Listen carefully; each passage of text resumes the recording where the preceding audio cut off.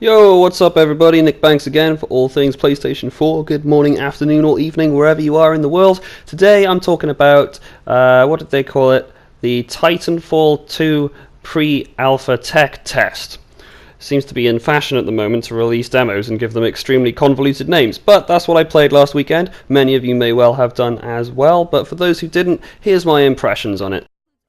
So first off, for the 8th generation of consoles, I've only ever really played PS4. I've never really wrapped my hands around an Xbox One controller, so I've never been exposed to the original Titanfall. I played a little bit over a mate's house in a living room, in his living room, and I gotta say I was kind of underwhelmed by it at the time, but I thought, hey, you know, this is a bit of free fun. Let's go into it, and I did go into it totally blind, not knowing really what to expect. And to be perfectly honest, I thought this was just going to be another generic multiplayer fare with the risk of lobbies dying out a year after release. My radar tends to go ping with those ones. Unfortunately, that seems to be what's happening with Doom right now. But it only took me about 2 matches with Titanfall 2 to decide that when the game does come out in October, I am definitely going to buy it. So if EA was doing this under the label of it being a tech test with a hidden marketing pretense, I guess it worked on me. For anyone else, like me, who never played the first game, I can report that everything about this multiplayer was just so smooth and so much fun to play. It was really enjoyable, really easy to pick up and play from the get-go. There's a lot of unfamiliar things in there, like a grapple hook and how to control a Titan, but it'll all just, you know, if you've played first-person shooters before, it will all just come to you naturally. Now, the movement mechanics are pretty darn good, whether you've equipped your class or not with the grappling hook. You can still cover the map from one end to the other pretty sharpish. Now this made for a quick, great paced match in pretty much every instance that I played a match, and especially on bounty mode where you've got to rush to cash in your points from your kills at specific points on the map at specific times, which are very brief. So that opened up a lot of tactics and a lot of frantic but fun gameplay.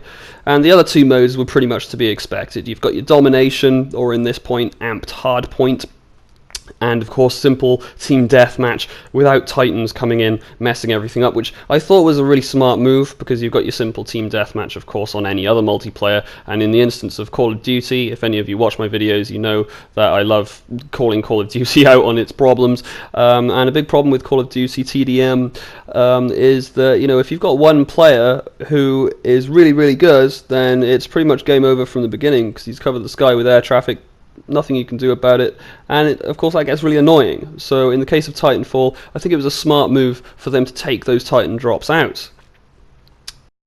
So with the other 2 game modes out the way, we could see those coming from miles away. It's fairly safe to say that Bounty stole the show. For me, it was a completely new and original multiplayer game mode that I've not seen in any other multiplayer game before now, and frankly it served as a refreshing experience for me, and I'm sure it will for you as well. If of course you've played a multiplayer game mode that is similar to Bounty, and of course you played it on the weekend as well, then feel free to chuck that in the comments below and spread the word, because it's a great game mode. But this is basically the multiplayer that Crysis always wanted to be. There are no silly game-breaking kill streaks, and they're not needed, as any player in a Titan can turn the tide in their team's favour at any point if they make the right decisions. Even if you're on the losing team, you'll get a chance to evacuate with your last life, which makes for some pretty epic last stand moments on every match that you play, and if done successfully, you'll get a little bit of an XP boost once you get out of there on that chopper, and you will at least feel like you've won something. The gun control is fantastic, with absolutely no bullet latency that, again, seems to plague the Call of Duty franchise. If you miss, you miss, and if you don't, you don't. It's as simple as that.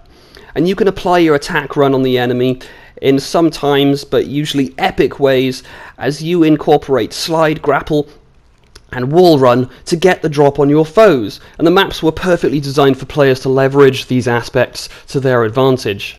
So I've just given you guys a whole bunch of positives, and there's got to be some negatives, right? I have to look at this objectively, and I have to pull out some bad points, and I've got to say, it was really hard to pull out bad points. That's how good this was.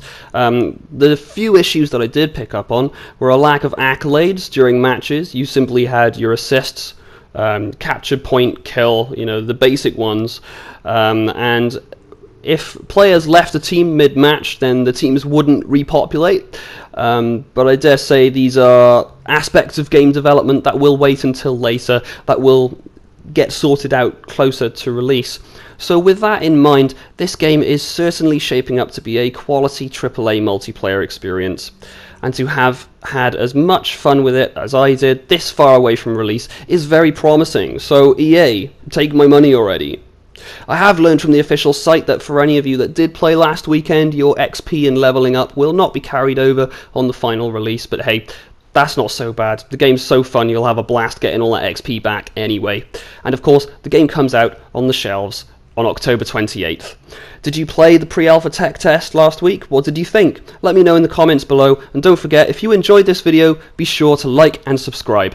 This is Nick Banks for All Things PS4. See you on the next video. Peace.